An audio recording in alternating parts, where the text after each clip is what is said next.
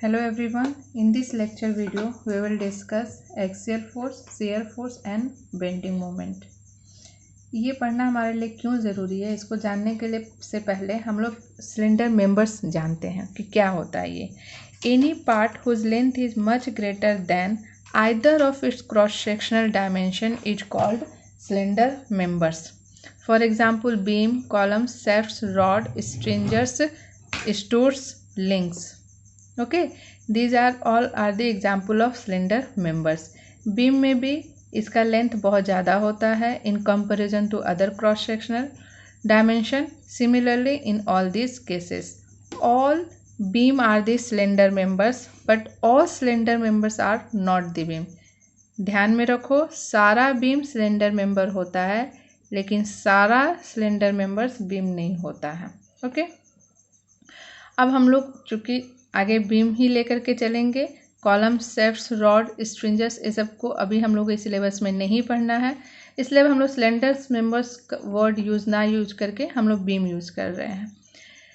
When the beam is loaded in some arbitrary manner the internal forces are developed. 3 forces are required to maintain internal equilibrium at every section of a beam. अगर हम लोग अपने आसपास नज़र घुमाएं तो देखेंगे कि जितना भी स्ट्रक्चर है, चाहे वो घर बना रहे हों, चाहे वो ब्रिज बन रहा हो, चाहे मोबाइल टावर तुम देखो, सब जगह ही सिलेंडर मेंबर्स यूज़ होता है. तो सिलेंडर मेंबर्स इक्विलिब्रियम कंडीशन में रहे मीन्स कि वो टूटे नहीं, वो बेंड ना हो. इसके लिए ये बहुत ज़रूरी है कि एक्सियल फोर्स, शियर फोर्स और बेंडिंग मोमेंट ये सारा इक्विलिब्रियम में रहे. Okay, because these forces maintaining horizontal force, horizontal equilibrium, vertical equilibrium end moment equilibrium. यही तीनों फोर्स है जो कि हॉरिजॉन्टल, वर्टिकल और मोमेंट इक्विलिब्रियम को मेंटेन करते हैं. और अगर ऐसा नहीं होगा तो कोई भी स्ट्रक्चर्स स्टैंड नहीं कर सकता है, वो टूट जाएगा. So it is very important to know or to clear the all concept related to axial force, shear force and bending moment. ये बहुत ज़रूरी है कि ये तीनों का कॉन्सेप्ट हम लोगों का क्लियर रहे. सपोज कि दिस स्केल, अगर हम ये स्केल की बात करें और we taken it as a bridge. Suppose कि ये हमारा ब्रिज है और ये दो सपोर्ट पे रखा हुआ है. ठीक है, तो इस केस में एक्सियल फोर्स के चलते अगर इस पर कोई लोड नहीं भी है तो because of the axial force इसका हॉरिजॉन्टल इक्विलिब्रियम मेंटेन रहेगा. और एक्सियल फोर्स होता है क्या है, वो ये एक्सिस, इस एक्सिस के अलोंग लगता है axial force. The force acting along the geometric axis of the beam that is perpendicular to the cross sectional plane. ये जो दिख रहा है this is the cross sectional plane. तो ऑफ कोर्स अगर ये लाइन इस तरीके से आ रहा है और ये इसका क्रॉस सेक्शनल प्लेन है, ये है डायरेक्शन हो गया क्रॉस सेक्शनल प्लेन का, और ये हो गया एक्सिस हमारा एक्सियल एक्सिस का. तो ये दोनों क्या है, दिख रहा है हम लोग को परपेंडिकुलर है. तो वही लिखा हुआ है कि that is perpendicular to the cross sectional area and this is that force which maintain the horizontal equilibrium and that's why it is called summation of Fx is equal to 0. Now second point is shear force. The force acting parallel to its cross sectional plane that is perpendicular to the axis.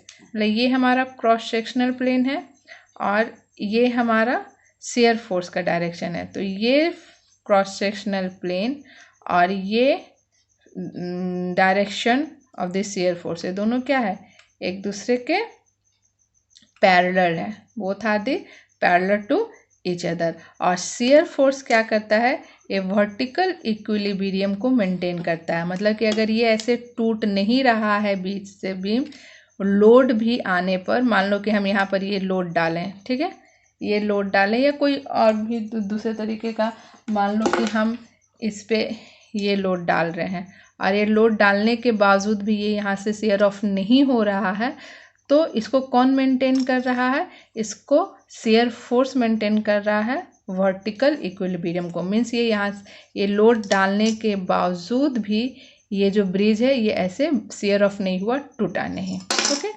Bending moment maintain the moment equilibrium, मतलब कि कहीं से जो bend नहीं हो रहा है that is maintain by the bending moment. So summation of m is equal to 0, bending moment is equal to 0, and in case of shear force summation of fy is equal to 0. so it is clear I think कि axial force है वो इसके along लगा, shear force जो है वो cross sectional के parallel लगा, और bending moment is what, it is the moment or couple acting at the section.